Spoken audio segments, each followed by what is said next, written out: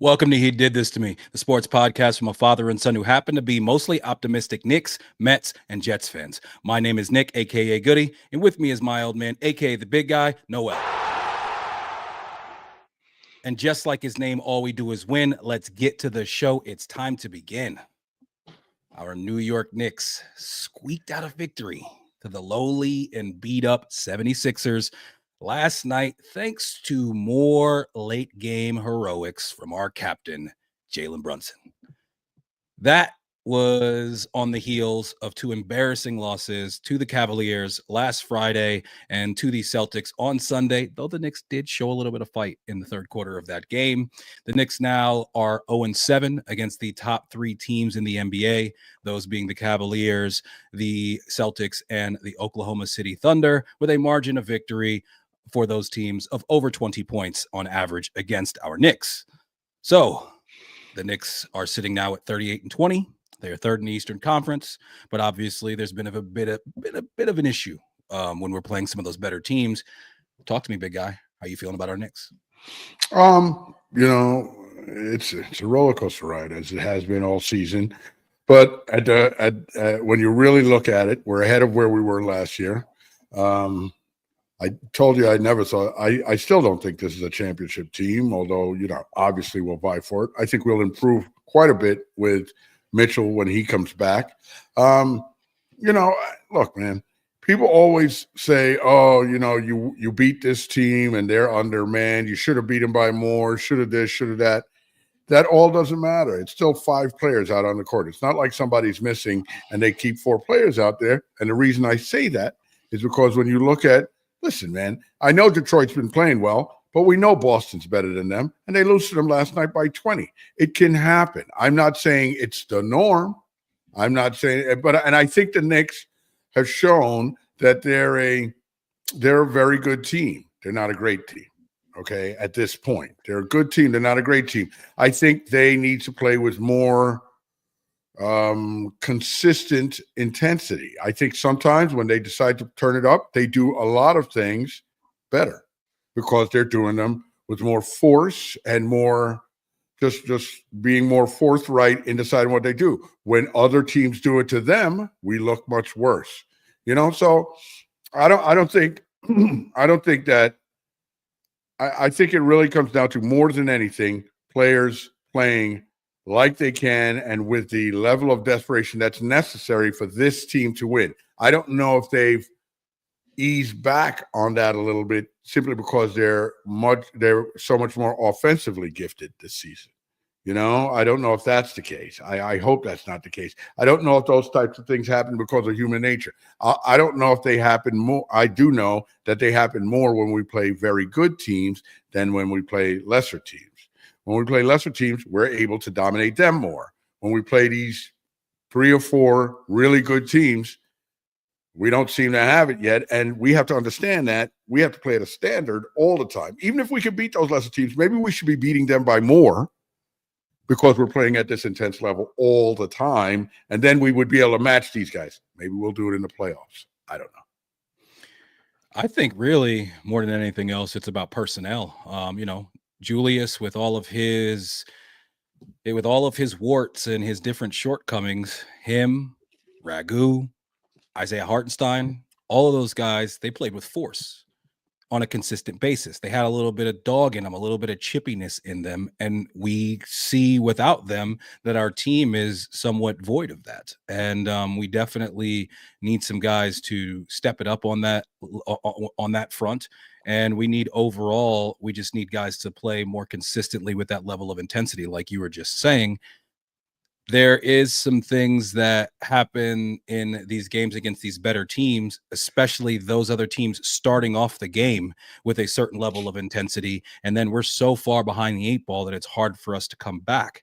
I mean, really, if you go back to just before the break, the Knicks haven't been playing very well now for a little bit, for a while. A lot of people felt like, we just got to get to the All-Star break and things will be so much better. And if you go to right before the All-Star break, the game against an undermanned Atlanta team that that they end up coming back, and we have to win that game in overtime. And then after the break, the game against Chicago, this game against Philly, taking out those 2 games against Boston and Cleveland, the Knicks haven't looked great in any of those games that I just talked about. That's like the last 5 games that we've played. And I do feel like when you play a team like the Philadelphia 76ers, who have lost 8 straight, who don't have Embiid, who don't have a host of rotation players, yeah, I do think it matters that we were able to squeak out a win against them, and we needed Brunson to go on a 9-0 run by himself in the fourth quarter when we were down by 4. And, these are teams that we should be beating a little bit more handedly. I think that if we're 2-5 against the top 3 teams, that's one thing. I think being 0-7 and being not competitive in all of those games except for 1, no, maybe 2. The first game against OKC and the first game against Cleveland, both of those games we had leads in the fourth quarter. The other games were over after the first quarter. And I just, I think that's disappointing for a lot of different reasons. I think first and foremost, it's disappointing just because I think we have the talent to play with any of those teams. Those teams have played together longer. Yes. Our top 6 are as good as anybody's in the league. And if you're telling me that it's guys 7 through 9 and their 7 through 9 being so much better than ours, then okay, that's one thing. I mean, our starting 5 statistically has been fantastic all year. Many people say it's one of the best. And then, I would throw Deuce in there as well. And I just feel like these other teams, they are coming out with, like you said, more intensity, more force. They're also coming out with better game plans. And in this last week, there's been a lot of chatter online, lots of podcasts, lots of people talking about some of the things that Thibs has done here recently and just some of his overall tendencies and whether or not they are leading to us not reaching our potential and whether or not we can reach our potential with Thibs at the helm. I'm not as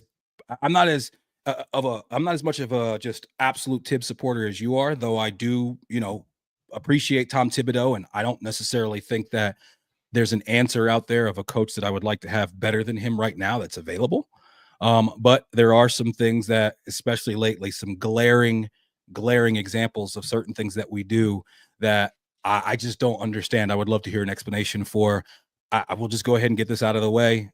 That game against Boston, Karl Anthony Towns attempts a dunk, falls down, grabs his knee, limps to the locker room, comes back in, comes back to the bench, gets inserted back in the game with between 4 and 5 minutes to go, is still in the game with just over 2 minutes to go and us down 18 points. He's clearly hobbled. He's not moving around. And then he subsequently misses the next game against the 76ers. Lots of things that I will try to figure out a way to see where Thibs was thinking, what he was thinking, where it comes from. He said after the game that, Towns asks to go back in. I think all of that is just nonsense. I don't care if he has to go back in. You're the coach. That's up to you. And especially with the amount of money that we have tied into this guy for the foreseeable future and his previous history when it comes to injuries, specifically his knees, there is no explanation you can give me that makes it make sense for him to go back in that game. It was borderline criminal, in my opinion. And, that is another thing that people are always talking about when it comes to Thibs, as far as leaving the starters in too long, playing people too much. And that just is another, feather in their cap when it comes to the overall narrative. And I definitely have no argument for why that makes any type of sense. Talk to me, Dad, about, here recently, have there been some things that, Thibs has done that you haven't necessarily, I won't even say agreed with, but necessarily understood? And do you think that the Knicks can reach their full potential with Tom Thibodeau as their coach? There have been some things that I haven't understood, Nick, but I also understand that I'm not going to understand everything a coach does. Okay. For a couple of reasons. One, I don't know 1/100th of what this man knows about the game. He might have a reason why he does certain things that I don't understand and I don't agree with.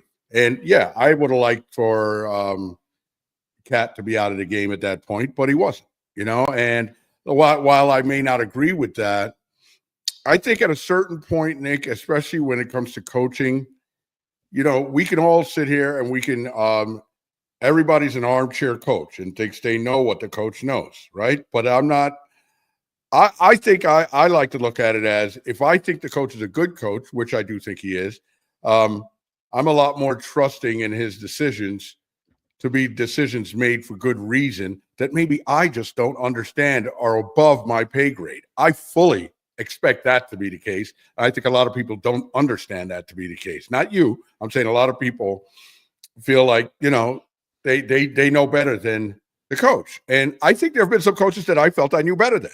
Okay. There have definitely been some coaches that I questioned quite a bit because I didn't like what they did. I don't Real feel quick, that let way. me ask you a question on that. So, I mean, where's the disconnect? I mean, can you give me an example of a coach that, like Fizdale? Do you feel like you knew more than Fizdale? I don't think I knew more than Fizdale, but I didn't Or think knew he better was, than? I don't want to say I knew better than. Listen, the man knows more basketball than me. It would be asinine of me to sit here and say I know more basketball than David Fizdale. I just didn't. I guess there were so many more decisions of his that I didn't like that it makes you now start questioning more things, Sure. I suppose there's so many more things of Thibs that I've appreciated over the years and that I like about him. I actually feel like I feel like kind of with the team this year, and I don't know if maybe it's I'm not hearing it as much. I feel like Thibs isn't like yelling at the guys as much. And I don't know. He's not. And I that's don't know. I don't know if that's purpose. I'm sure that's purposeful. Okay. I'm sure that's what he thinks he needs to do with this team, because every team is different. And quite often, certain players are different from year to year, but every team is different. So maybe he has a different approach. I think that, you said our top six can play with anybody. I think we can, Nick. Defensively, not so much. Because, listen, Cat is a huge defensive liability for us. In that, I think a lot of our defense looks bad, and which I'm hoping Mitch makes a difference, and will make more of a difference next year if he can be healthy. If you have a legitimate guy back there that can do everything Mitch does, that Cat is like the opposite of Mitch when it comes to a lot of these things. Mitch 100%. Is a savant. Cat is totally just doesn't get it. But then when it comes to the offensive end, he's amazing. Mm-hmm. He's amazing. So I think while we have a good top six, we have to be so extra dialed in if we want to compete on the defensive end with that top six. Because listen, the other guy, Jalen Brunson, is not a great defender. He's a smart player, but he's also not a great defender. So we suffer a little there. I think when you say, guys have to have a little dog in them, I'm just clarifying something you said there, that you don't have to be surly and a tough guy, sort of, because something we notice with Bridges at times has all the dog in him you could ever want. And at other times, he just seems so laid back, tranquil. So, you know what I mean? It's the same guy, same countenance, but at times he plays this way and at times he plays that way. And that's frustrating. That's very frustrating because you want him this way 95% of the time, but it's more like 65 to 70% of the time. And that's troubling. So first thing, the yelling at guys, something I've noticed as well. And it's something that I notice with a guy like Mazzulla, the way that he is willing to challenge a guy like Jason Tatum, who is arguably the best player in the league. He's the guy who I think is the best player in the league. And but Thibs challenged everybody last year. Right or wrong? Because I've always felt like specifically he didn't yell at Julius enough. He never yelled at Julius. Exactly. I always thought that sometimes he didn't get after Julius. And I understand that that's a even as somebody who has coached on a very, very low level with kids, you have to deal with all of them differently. Okay. Some kids respond to certain things and they don't to others. So, I hope that he can navigate that. But one of the things sometimes that I do get frustrated when it comes to Thibs is I don't see him holding guys accountable. It seems like Deuce is his whipping boy. Like he'll get on Deuce over some shit, but it seems like there's other guys that he won't get after like that. And, I want a coach who has a relationship where he can challenge these guys. And also sometimes when I hear Thibs talking, during when they have him mic'd up or whatever, it kind of just seems like a bunch of coach speak as opposed to just specifics about what's going on. Not as bad as say a Mike D'Antoni, who every time they ever, mic'd him up, he was saying the exact same shit. But I wish that there was a little bit more breaking down exactly what's going on and not just, trust the pass and, the game will tell you what to do and all the other Thibs isms that we hear. So yeah, but can I just interject there? I legitimately think that Thibs knows if he's mic'd up and he says certain things. He doesn't say everything he would say otherwise. And I absolutely think he doesn't say things. So what? He's so he holds back his ability to coach on those games because he's mic'd up. If that's the case, then don't fucking let him get mic'd up anymore. I don't think it's possible. That Thibs doesn't talk to these guys about the intricacies of strategy and so forth. Maybe he's a guy that I have no idea with this. Maybe he's a guy that feels he needs to do it more, in practice, or when they're, in the games and so forth, not so much during the game. I just feel like he's definitely talking to the guys about that same strategy. I just don't know when he's doing it. And you're saying he should be doing it real time in the game. And I don't think that we hear everything that's said over there. I think he does. I think he has to. I think every coach does. Yeah. Well, I think the play that we see on the floor kind of leans towards maybe we're not talking that much specific strategy, because we have been slow to make adjustments in certain times, especially when we play some of these better teams and better coaches. That's going back to a couple years ago against Miami in the playoffs. And we don't look at the way that Boston guards us. The way that Boston guards us, especially Josh Hart and Precious Achiuwa. Why don't we guard Jaylen Brown the same way? Jaylen Brown's having a terrible year from three. And he's the one player in that starting lineup who is not a reliable shooter from deep, but we don't guard him that way. We don't have that guy kind of play free safety on him. And basically when he's above the break, when he's not above the break, you got to guard him. He's a very good player, but when he's above the break, it's not only that he's not hitting that shot, he doesn't want to take it. And I look at the way that Boston plays us, and I feel like they strategically are much more so keying on what we do. And I feel that the biggest thing there's a couple things recently specifically that have jumped out to me. First of all, we don't run a ton of elaborate offensive sets. Last night we had an inbound play end up with a dunk from Bridges, and it was the best inbound play I've seen us run all season long. Late in the game, we had another good inbound play that we ran. Listen, kudos. Hopefully that's something that we're putting a little bit more, of an emphasis on. But when you look at the way a Boston team schemes us up defensively, and when they realize like, oh, you have Josh Hart and Precious on the floor. Okay, so we're going to let Porzingis be able to guard both of them while also still being able to man the paint. And now Jalen Brunson is operating in a phone booth to try to be able to get off a shot. I just don't see us on a nightly basis change up our game plan that much as I see some of these other coaches do. And I think that specifically this lineup where you have Precious and Josh Hart on the floor at the same time, you just can't do it. And Precious is almost unplayable at the 4 against some of these better teams. Precious is a 5 against these better teams. You put him on the floor at a 4 because not only like Josh Hart, he doesn't shoot. He doesn't shoot well. He doesn't shoot enough. But there's other things that he does that he's a plus on the floor. Precious, there's nothing that's plus from Precious. Precious, plays okay. Precious has a decent game every once in a while. Precious had 3 rebounds in 31 minutes. Precious, I need way more than 3 rebounds in 31 minutes for you against Philadelphia. These possessions where we start off with we give Precious an ISO with 15 seconds on the clock. Those should never happen. They should never happen again.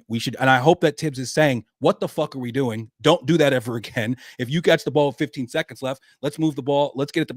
The Precious ISO is, it's a break glass in case of emergency. There's 5 seconds left. You throw it to him. All right, Precious, go ahead, do your thing. But no, I don't need to see that. I don't need him shooting threes early on in the clock.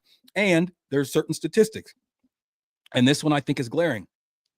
We run isolation 11.3% of the time. The league average is 6.8%. Okay. That is something that I think needs to change. That's something that I think, we would benefit from a lot if we move the ball around a little bit more. I've always screamed that when it was Julius that we were running it through, when it was Brunson that we were running it through. I've always said we got to move the ball more. And like you always say, it seems like every one of our shots is so difficult. And I think that's because a lot of them are because one guy has to create. And my biggest pet peeve, the thing I do not understand is, can we play deuce more? All of our lineups, our top 6 lineup combinations all include Deuce McBride. They don't include, they're not one player is included in all 6 other than him. He is shooting 50% on wide open threes. Brunson's numbers when he's on the floor with Deuce are so much bigger and so much better and so much more efficient than when he's playing on the floor with a Josh Hart, because, Josh Hart is another guy that you can sag off of that makes things a little bit harder for him. And the number one lineup that we have is what has been the starting lineup for most of the season, but you take out Josh Hart and you put in Deuce at the 2, and that has been our best lineup statistically by far. We're like plus 13 points net rating when we have that lineup on the floor. And then last night against Philadelphia, Deuce plays 17 minutes. Deuce averages about 23 minutes a game. I think it should be closer to 30. I don't think he should ever play 17. I think that's craziness. There's no situation where a guy who gives you everything that Deuce does should only play 17 minutes. And then in that fourth quarter, when we had Josh Hart and we had Precious on the floor at the same time, that's when Philly came roaring back. And I just feel like we got to figure out a way to get Deuce on the floor more, and we have to stop emphasizing rebounding and being able to man the paint, because we don't even do either of those things very well, and put more emphasis on being able to guard the 3-point line and space the floor with shooters. This is proof perfect in what I mean, where it said it's about trusting. Do you believe in or trust the coach, and at to what level? I think a lot of your questions are valid. They're valid questions. The only difference for me is that I trust the coach, so I realize that, first of all, I don't think there's any question you're asking or thinking, or I'm asking or thinking, that the Knicks coach and coaches haven't asked and thought about. They've decided to do things a certain way for a certain reason that I don't know, that you don't know, that we don't understand. Right? Nobody knows except them. For not playing Deuce more. Okay. Every statistic bears it out. What I'm saying to you is that you may not agree with it, but oh well. If you were the coach and you decide to do things a certain way, there'd be some people who wouldn't agree with you. And he's doing it this way because for whatever reason he has. I don't know what it is, but I get it. Disagree. You want to know what it is? Okay. I just think he's wrong. I don't know if he's right or wrong. The eye test show me that Deuce should be playing more. Okay. And I'm sure he has good reason why he thinks he's right, or why he does it this way. That's all I'm saying. I wonder how much Thibs is looking at some of the more, the more intricate analytics. I really do, because not every coach buys into that as much as other coaches do. Some coaches, like Mazzulla, is a big time analytics guy. He'll sit there and break it down and talk about it and say all these different things. I don't know. Years ago, Mazzulla was a rockhead. When Boston lost in the playoffs a couple of years ago, people were saying the guy's got a head of stone. They didn't understand his decisions. He's improved greatly. There's no doubt about that. And listen, if Thibs is not the coach to get this team to another level at some point, he'll get fired. If Thibs can't get through to this team and make them play. Wait. Mazzulla's first year as head coach was last year. Whatever, Nick. No. He took over after at first that wasn't his first year, Nick, because he took over for Udoka. That was his first full season as head coach. He took over for Udoka early in that season, and they kind of shit the bed in the playoffs that year. And a lot of people had harsh things to say about Mazzulla. But he's clearly improved. He's a very good young coach. There's no doubt about that. If Thibs can't get through to this team and make them play here on fire, which is what they'll need to do at some point, Nick. Boston can win. They're not playing out of their minds, but they play at a certain level. I sometimes wonder, can we get these Knicks to play at a certain level? For two reasons. I think Jalen Brunson plays his heart out and really leaves it on the court. It's hard to say, but I think Cat plays very hard. But he's just not.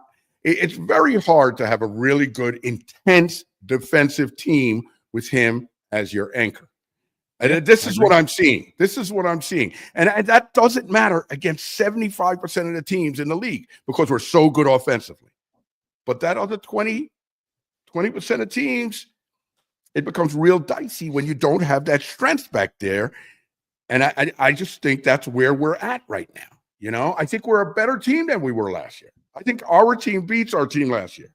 I don't know about that, Dad. I don't know. I do have doubts. I'm starting to have doubts about that because, last year's team, there was just a certain way that they played on a nightly basis. And the way way we used to kill teams on the offensive glass, that team would kill this team on the offensive glass. And that's so big. Mitch and Hartenstein. Mitch and Hartenstein, absolutely. Mitch and Hartenstein. And when you look at this team this year, it's a few things. First of all, Bridges, you got to be more aggressive, bud. And there's some things that like these are totally out of Tom Thibodeau's hands. Bridges, be more aggressive in general. Now, what I like to see us run some more sets, especially early in the game, to get him involved that are featuring him. That I think that Jalen Brunson took that upon himself last night with his 7 assists in the first quarter, where Bridges had 19 points and Brunson was. So you think that when Bridges gets the ball, that's because Jalen Brunson decided to do it. No, I think that the ball, Tom Thibodeau should run more sets. I think that what I saw I'm just talking about just what I saw yesterday. What I saw yesterday, and the numbers bear it out. He had 7 assists. I'm fairly sure at least 4 or 5 of them were to Bridges, and Bridges had 19 points. I absolutely think that was a combination of Bridges being more aggressive, Brunson going out of his way to find him, and we ran more sets for him. That was clear in the first quarter. Which is all something Thibs may have said before the game we need to do.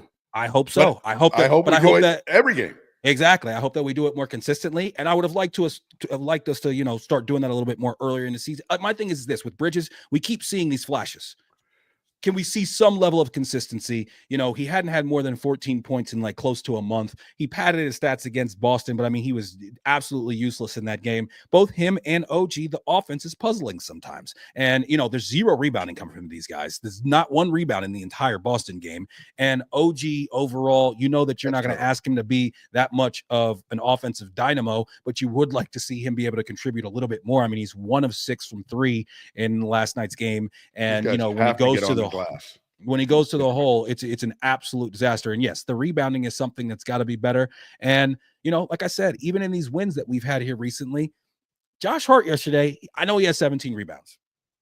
He had 7 turnovers. He had 17 rebounds last night. 7 turnovers. Some of them were just fucking mind-boggling and just like, what are we thinking and what are we doing right here? And he just didn't seem to have his same level of intensity that you expect from him. And also, dude, 0 3-point attempts.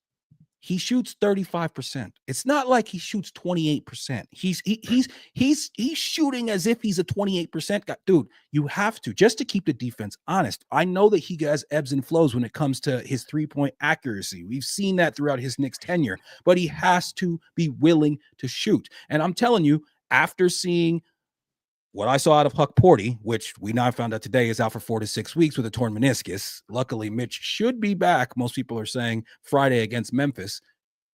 I'm starting to feel like all season we should have had Josh Hart coming off the bench and have the big man next to Cat. And I know that I was somebody earlier on who said, I don't see why we do that. That doesn't make any sense. The whole reason you trade for Cat is for this offense and da-da-da. Listen, we have a great offense when Cat is at the 5. But as we've seen, the defensive anchor and lack thereof has been something that's killed us. And I feel like, putting a big man next to Cat, we've seen Cat and Huck Porty play together with, some success. And now hopefully we're going to see it with Mitch, but with Cat, having that guy and then maybe him running some more as the center with the second unit. And then, Josh Hart being on the floor some more without Jalen Brunson, where his creation and his ability to go coast to coast and, get buckets are something that'll be even more necessary with no Brunson on the floor. I feel like, that might be, moving forward. That's the thing without Huck Porty now, because it sucks because what do you got? If Mitch, Mitch can only play so many minutes. So, right. And Precious isn't that guy, Nick. He doesn't give us exactly what we need there. I mean, listen, with Huck Porty now going down for 4 to 5 weeks, you gotta check out the waiver wire and the buyout wire now. They're hopefully, I don't know. You need another body. And somebody. You see, I think with Huck Porty, I think it's altogether possible, Nick, that Thibs may have wanted to go with that Twin Towers, but it's been a while to work Huck Porty up to this point where he can stay on the court for more than 10 minutes. I think early in the season, if you had put Huck Porty out there for serious minutes, he would foul out in less than 12 minutes every game. Now he can He can bring that up to maybe, if you gave him enough time, he could maybe stay on the court for 20 minutes without fouling out. Maybe. But that's iffy, Nick. You know what I'm saying? That guy, he's Mitch, 3-4 years ago. So listen, Mm-hmm, this is what I'm hoping. Mitch comes back now, right? 25 games, say, right? Give or take. Mitch has time to work into shape. He can get up to a 15 minute per game, 16 minutes a game. And Nick, that's just going to change everything. That's going to change our perimeter defense. That's going to change Cat's defense. That's going to change, believe it or not, that will change stuff like what you were just bringing up about Josh Hart shooting the three. He's going to have more confidence because why? Because we're going to get more offensive rebounds. And I'm telling you, if that's what's stopping him from shooting, then I don't know what the fuck to say. I mean, come on. Well, no, it's just all a mentality of how you play the game. And I think having that big guy like Mitch changes how you play the game of basketball as a team. I really do. Yeah, no, I hope so. I hope you're right. And I'm definitely looking forward to getting the Block Nest Monster back. Like I said, the reports are that he's going to be back on Friday against Memphis. And it'll be interesting to see exactly what we can try. Yeah. Well, Tom Thibodeau said the other day we've been missing our starting five. And then he said something that was a little bit different, talking about we'll see when so I'm not sure if he's going to immediately start him into the starting lineup. I wouldn't think so. No, I wouldn't think so. Right out? No, I wouldn't think so. And especially since, like we said, he's going to be on a strict minutes restriction. Let's give a little bit of love to the chat. Our guy, Keith Watkins, is always in here. Greetings from the ATL. Greetings to you as well, Keith. He did say that last night, unnecessary indigestion last night. My Real Sports Talk, welcome. Thanks for checking us out. Let's give them a small amount of New grace. Yorker. Yes, definitely a New Yorker with the talk. Maybe from Long Island. Let's give them a small amount of grace until, and then he follows that up with, let's give them a small amount of grace until Mitchell Robinson gets integrated. Yes. Unfortunately, we only have so much time, and we've got 24 games left. And obviously, I don't think that Mitchell Robinson is going to be the savior. I think that we are going to need, other guys to just step up and start playing better. And I think our coach is going to have to start coaching better. I think that all those things need to happen for us to get where we need to go. And I don't buy into the whole, we got we got this team for the next few years. If you're in the top 5, top 6, every year is a year that the ball could bounce your way and you can grow with it. So I feel like we have to figure out a way this year to maximize, obviously. And I don't like the whole talk of like, well, when we add some more pieces and that we're good enough right now. It's about how we play both intensity wise and schematically on a nightly basis. My guy, Real Sports Talk, he is from Queens. All right. It's close to Long Island. Same landmass. Yeah, but if you're from Queens, though, you not some cats from Long Island will claim Queens. Cats from Queens ain't claiming Long Island. So Queens. But let's not get crazy about Queens, all right? Salute to you, Real Sports Talk. I know you're a Brooklyn guy, but like, what, you got beef with Queens now? Like, I got no beef with Queens, but I don't need to say anything more. Yes, I'm a Brooklyn guy. We can leave it at that. Okay. Well, no, man. Hey, I really hope that we just start to see some consistency on the offensive end when it comes to Bridges and the output that he gives. I need to see Josh Hart shoot threes a little bit more.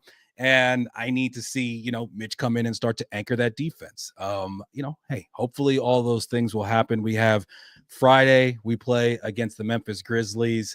And then the schedule after that, it's not quite the murderer's row that it's been here recently. But our schedule from now through the end of the season is, fairly tough. Either the toughest in the NBA, according to, opponent win percentage. So it's going to be interesting. Something that has been a story that's been out today. Multiple reports that the Knicks in this past offseason wanted Joel Embiid and were willing to give up all of their picks and then pivoted to Cat and Bridges once they felt like Philly didn't want to play ball. Oh, my God.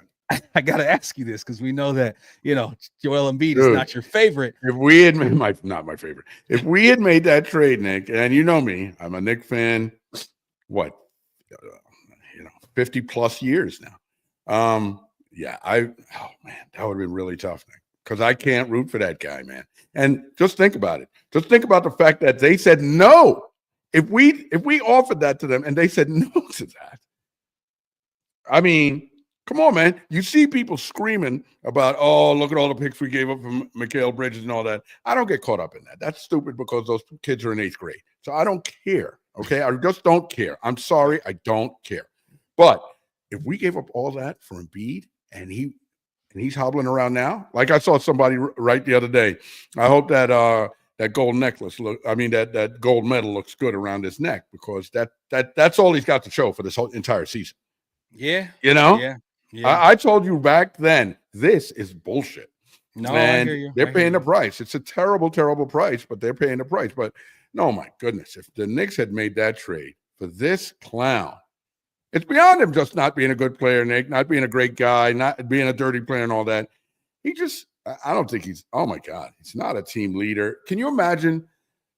The New York press would eat him alive. They would eat him up, and Jalen Brunson having to answer for and just deal with the fallout from Embiid, either not playing, saying stupid shit, or being an asshole as the captain.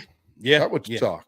That absolutely would suck. And I'm just happy that they are dealing with it down in Philly and not in New York City. And, obviously they have Paul George, who is having a very disappointing year.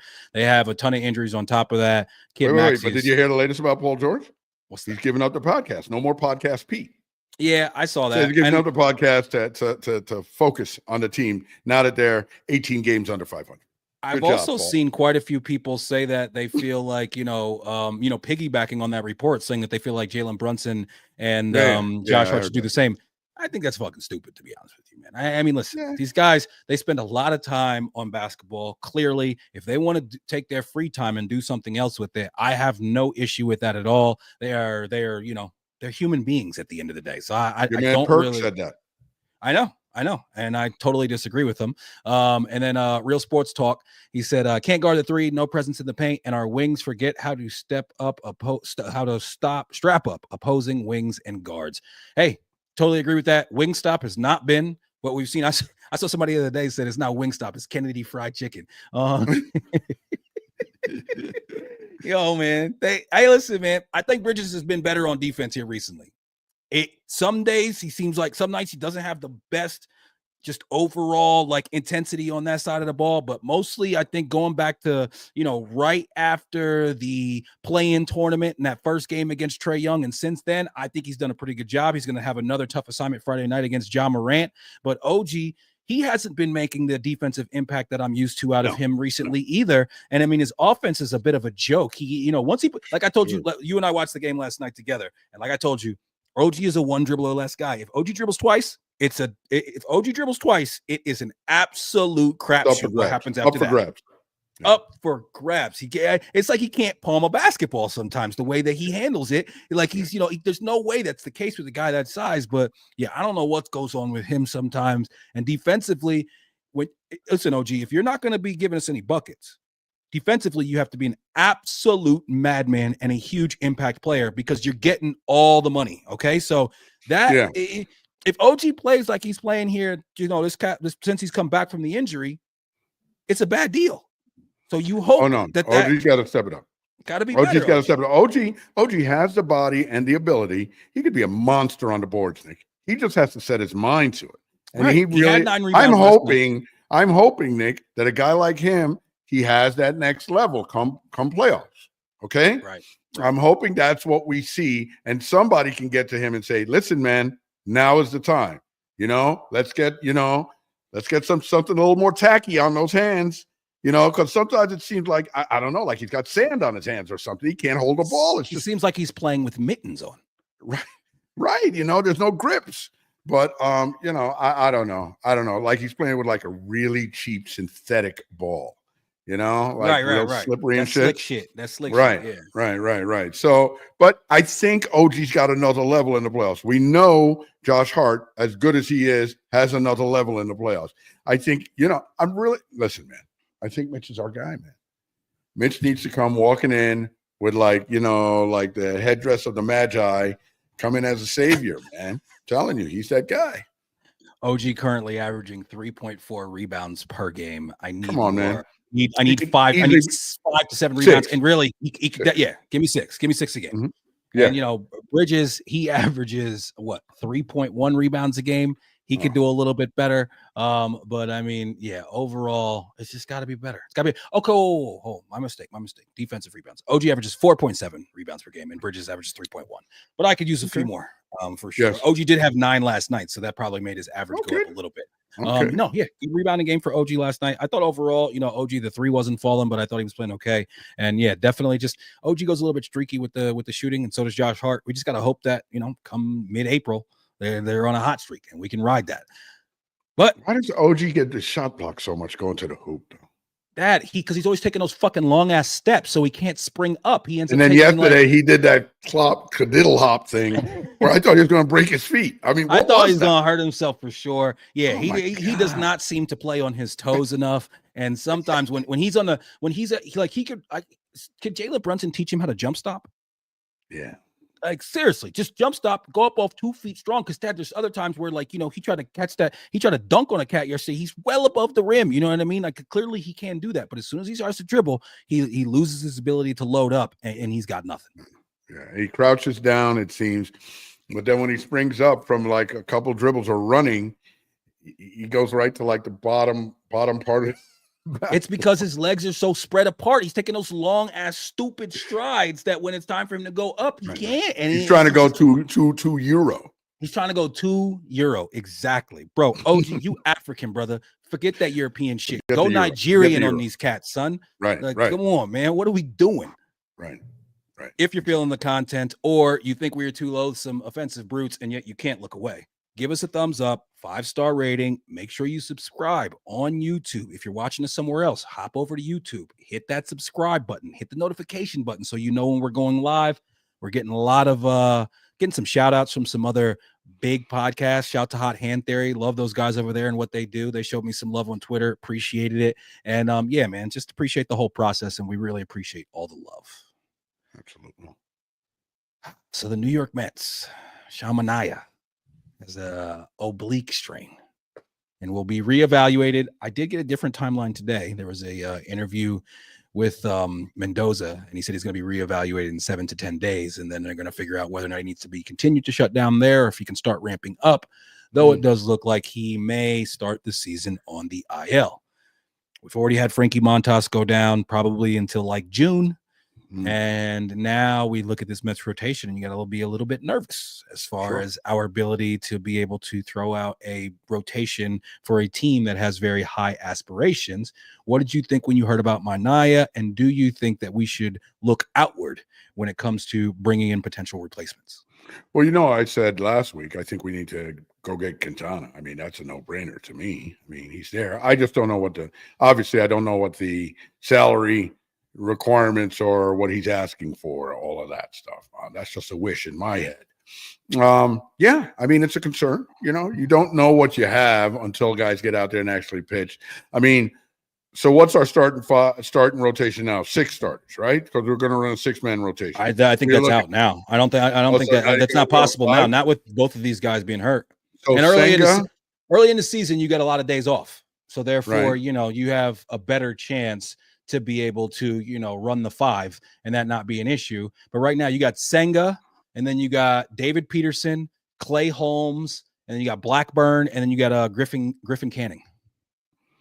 Yeah, that's a little shaky, man. Clay Holmes again today, 3 innings, no hits.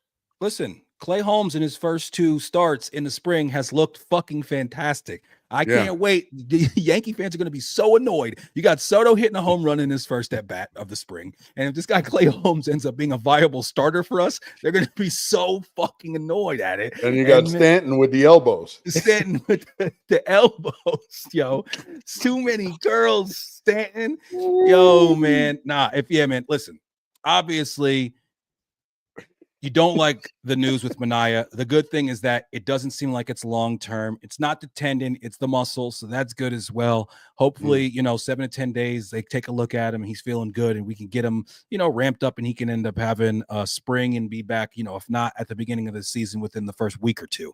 And that is, from everything that we've heard, what the current prognosis is. We know those things can change, but I love what I'm seeing out of Clay Holmes. And I also really like what I've seen so far out of Brett Beatty. Yeah, Having a right. very strong start to the spring. And there was a quote from him that I read in an article. I'm fairly sure it was in the Post, where he said, I made a lot of swing adjustments in the offseason. For me, the biggest thing is keeping it simple. When I do that, I tend to have success. That's my approach right now. Swing at strikes and take balls as simple as possible. I like that, man. Of course. But where does he fit in, Nick? Listen, He's they say just that the extra infielder. he's going to be our Iglesias, maybe. He could be the Iglesias this year, where he's one of the few guys that can literally play any position on the infield. I mean, he's the only other guy that can play shortstop other than Lindor. And then also, Beatty can play shortstop. When's the last time I've seen Beatty play shortstop? I don't remember. I'm fairly sure there's a game with the Mets where he subbed in and played shortstop, like at the big league level within the last couple of years. I'm almost sure of that. Okay, Though but I not can't- many. So I don't know that he can necessarily play shortstop that well. Has he played a lot of shortstop in the minors? I guess so, right? Not a ton, No? not a ton, but he's So an why do we emergency. feel He could. confident? An emergency, he can. He's done it before, at least. An emergency, he can. But listen, obviously, Frankie's going to play 162 games, so we're not going to have to think about that. That's the plan. But I'm just saying that he can play literally every position on the infield, and he's getting some reps at left field. And I'm telling you right now, McNeil, if you ain't getting it right, Beatty's going to be taking. Beatty's going to be, vying for that spot. Yeah. No, definitely. If McNeil has a start like he had last year, he's got problems. He's got trouble. But where we listen, our lineup is going to be dynamite.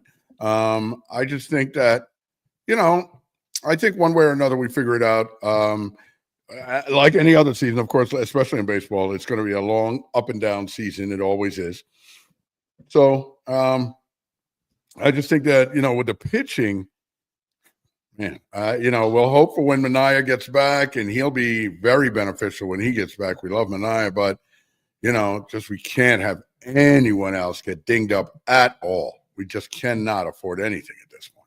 Yeah, McGill as well as Jose Buto are both guys that are slotted to be relievers right now, but definitely have, they've started before. So that's the one thing that Stearns did, was he built the depth, because he knew that, that, when it comes to pitchers, up year, down year, injuries, you got to have some depth. So at least, we're not in a situation now where we have nobody waiting in the wings. The quality of those guys that are waiting and their ability to perform, obviously that remains to be seen. Well, this guy Sproat is throwing gas down there. Okay, so he looks like he's ready, or will be ready, but maybe by midseason to come up and contribute one way or another. Maybe. I'm not sure in what situation, maybe not as a starter, but as a really good, strong arm off the bench. I just think that, I trust. Here I go again with trusting coaches, right? I trust in Mendoza. I think Mendoza is a very good coach, but that could all change, of course, if he shits the bed this year.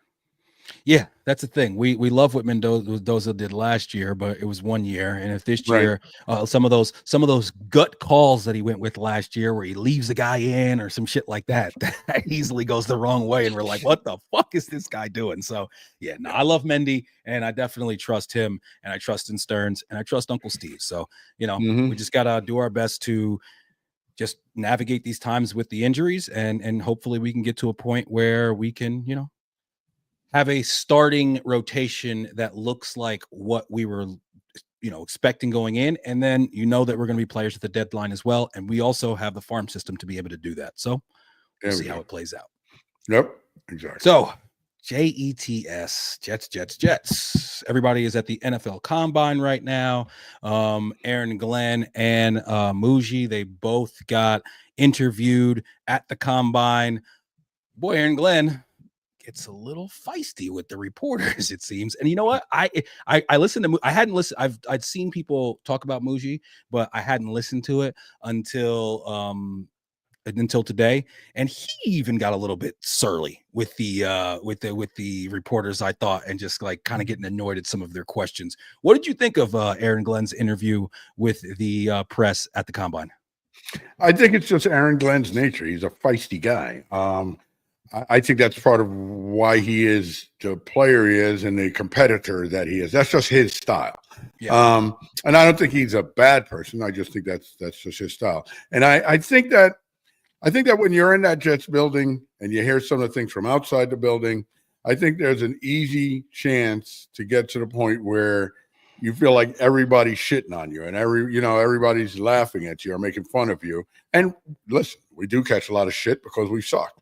But I think when you're the coach and the GM, you can easily fall into a pit of feeling like, these people are all my enemies. I don't know if that's the best route for them to go. But as always, with any manager, with any GM, with any coach, it comes down to results. And if they're getting results, if they're fiery with the press, but they're also fiery with the players and make the players play that way, I don't give a shit who they curse out in the press, to be very honest, And I do want a guy with some fire. I just hope it translates to the field and we see it on the field. That's all that really matters. So we can't tell. I think that Aaron Glenn is playing a dangerous game. I'm on record that I did not think that we should have moved on from Aaron Rodgers. There's many Jets players now. It's being reported that we're not happy with the fact that we were moving on from Rodgers. I think we won't get better quarterback play next year than we would have gotten for Aaron Rodgers. And if Aaron Rodgers ends up going to LA and he's balling out and they're playing well and the Jets and their quarterback play suck, and Aaron Glenn is talking about how all of the moves that me and Muji make are about winning and not just winning in the future, but winning now, people are going to be playing that soundbite and being like, wait, what?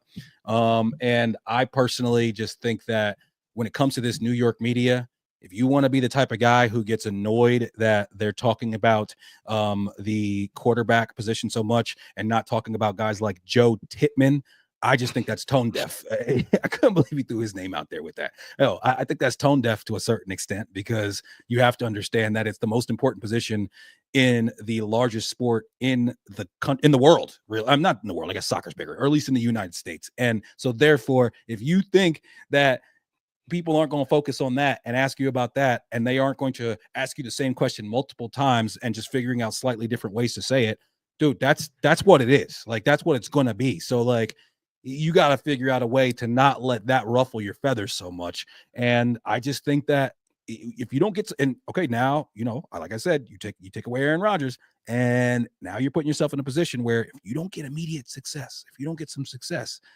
that attitude is going to wear thin so quickly. Like that's surly shit in New York. If you're losing, if we do some shit like go 2-15 next year and he's still with that same act, they're gonna turn on him. And then once that New York press turns on you, it is very, very hard to come back from that. I think he's playing a very dangerous game. Well, I would tend to agree, but I can think of one other notable coach who was of surly type, didn't have early success, but then had success, and it all worked out.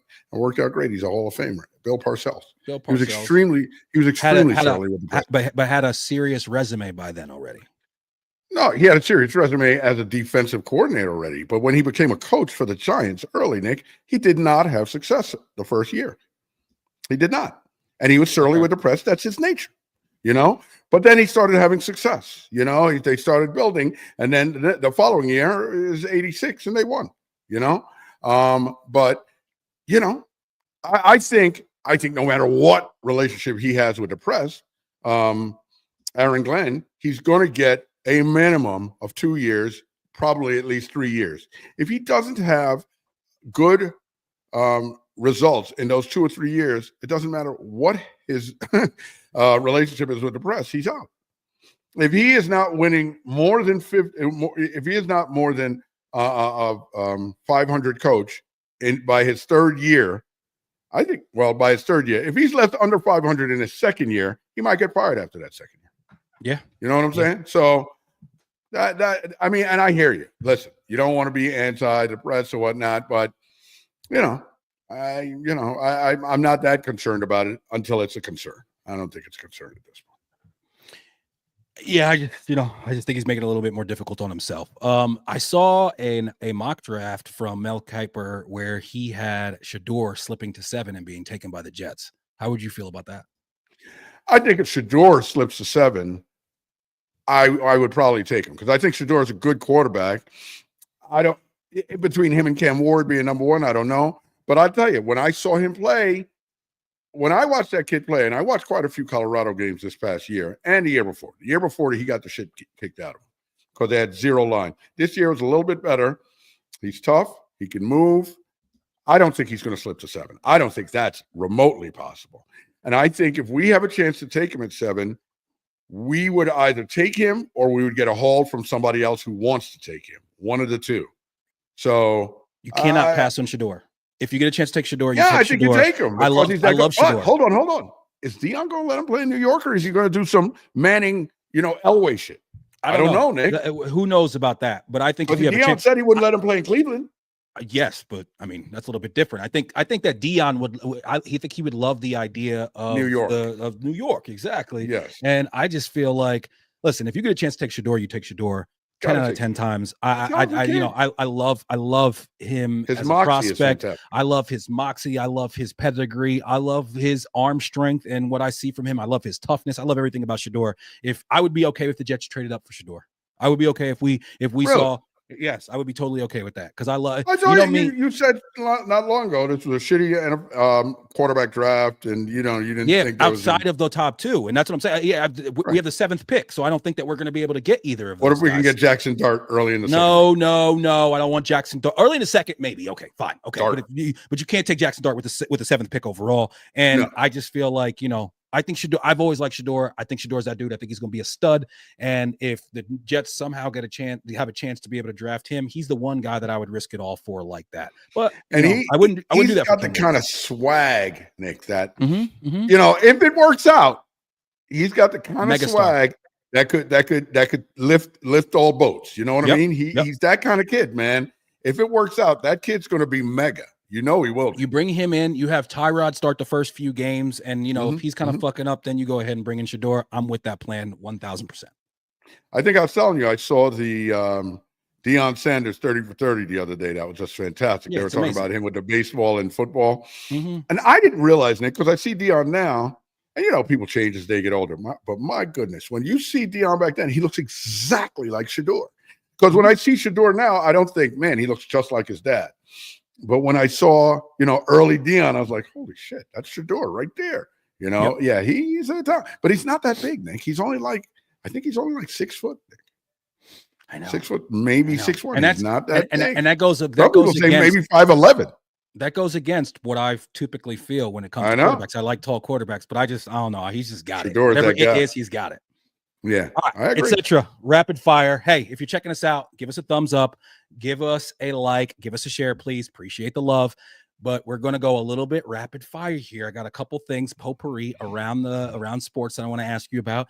KD expects to be traded in this offseason from the Phoenix Suns. He did a podcast with Draymond Green and Baron Davis. He talked about why he didn't want to move in the middle of the season. I think he kind of, like I said last week, winning is not number one to this guy. He there's still other things that matter to him more than that. And, he wanted to he said he didn't want to move on because he just didn't feel like moving in the middle of the season, wanted to see how things played out with Phoenix. I don't get that. If KD was available, would you trade Bridges and a pick for KD? I don't know, Nick. That's tough for me because I think I don't want to keep. I'm glad to get away from picking up the aging stars. I mean, he's 35, 36 years old. Still averaging 27 points a game on. And I know. He's a shiny object. I don't think that's the answer. But I don't know. I mean, Bridges, the way he's played this year, I could consider it. It's something I'd have to give deep consideration. That's what you just said. Last thought is exactly how I feel. If you told me before the season, especially with me thinking about all the things that Bridges can be as a two-way player and the impact he can have, I would say absolutely not. The inconsistencies I've seen out of Bridges this year, I think if you had a chance to do something like that, you would have to. And, Alan Hahn did say today on Get Up that he feels like if KD is available, the Knicks will be in the mix. Yeah. Remember when people said things like LeBron and Luka wouldn't be able to play together because they both need the ball too much? Silly talk. Yeah, the Lakers look good. The Lakers are going to be a force in that Western Conference, and LeBron and Luka, they look fantastic together. They're going to be a very, very tough out in the playoffs, and they continue to improve. They're incorporating new players. They have one of the best young minds in the game is at the helm, and LeBron is the ageless wonder. It's just they're gonna be a problem. Mm-hmm. No doubt. I mean, listen, you gotta love what you see out of them, and the way they're playing together. It's still early yet, though, so let's see. Matthew Stafford possibly on the move. He wants 50 million, is getting like 28. Some people say the Giants would be in play. Some people are saying Oakland would be in play. I can't understand why the team that gave Philly the most problems last year in the playoffs, that had a close game that they had a chance to win in the snow, when they're an inside team. I cannot understand why they would possibly want to try to move on from that situation. Some people say that there's a chance that they move on, they bring in Aaron Rodgers. I just think that Stafford is still one of the top 5 to 7 quarterbacks in the NFL, and I also can't see why he would want to play for the Giants or for the Raiders, to close out his career. But if they're letting him go and entertain those offers, there's got to be something there, right? I don't think he wants to play for either of those teams. I think he wants to go out there. I think he probably said to the Rams, they're probably saying, listen, we'll give you, I don't know how much he's making now, but it's say he's making 32. We'll give you like 28. Right. So they're saying, we'll give you 38. He's like, no, I want 50. Yeah. And they're trying not to give him that. So they said, and he says, I know I can get 50 on the open market. Okay. Show us that you can get 50. I mean, I think that's exactly what's happening. I don't think he wants to go to New York and be in the dumpster fire with the Giants. With these guys, the so you're saying it's a Pete Alonso. It's a Pete Alonso situation. Right. Exactly. The coach and GM over there are about to be pushed out the door if they have another shitty year, Nick. Yep. Why would you go there and leave the Rams? There's bad no way. Offensive line. Vegas. Are you kidding? Come on, man. I don't think that's happening. And I got to tell you what else. I think if Aaron Rodgers goes out there to Rams, it'll be a better situation for him, but I think that the Rams will be very disappointed in the difference between what they had and what they have. I don't think it'll work out well for anyone. Warriors look good with Jimmy Buckets. Yeah, they do. Buckets, he's a perfect compliment. He's a perfect compliment. Good compliment to them. Yeah, he gets the ball in that mid-range, and if you want to help him, it's going to end up in an open Steph 3, and we know how that ends. And yeah, man, the Warriors are looking. Draymond said they're going to win a championship this year. They definitely look like a real contender since they've made this move. Listen, we know Jimmy Buckets. You know what his shelf life is. It's at least 20 months or something like that. So he's going to be great for now and for foreseeable until he isn't. That's all. Abdul Carter, I know you're a huge fan of his. He has the stress fracture in the foot. Some people said surgery, out for 8 weeks. Some people are now saying that he is, that there won't be surgery and he should be able to, do his pro day and then be good. You know me, I don't draft injury. The recent injury history for me is something that, especially at the top of the draft, I just avoid as best I possibly can. If I'm a GM, would you still take Abdul Carter with the first overall pick?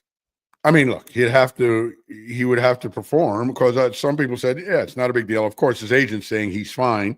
I got to see him at pro day. If at pro day he looks like he's fine and he's not truly injured, and my people check him out and say that he's good, then he's good. But if I feel like he's injured and he can't perform, he can't go on pro day, that's a whole nother consideration. I have to start thinking, like you said, I don't know if I want to take a guy that's, coming to see me and with crutches on. I can't do it. Catch us every week on YouTube or wherever you find your podcasts. Please follow, like, comment, and subscribe, and make sure you hit that notification button on all platforms. Really appreciate all the love. You can find us on all socials at Nic On Knicks. That's N.I.C. on Knicks. Love you, big guy. Love you, kid. Yeah.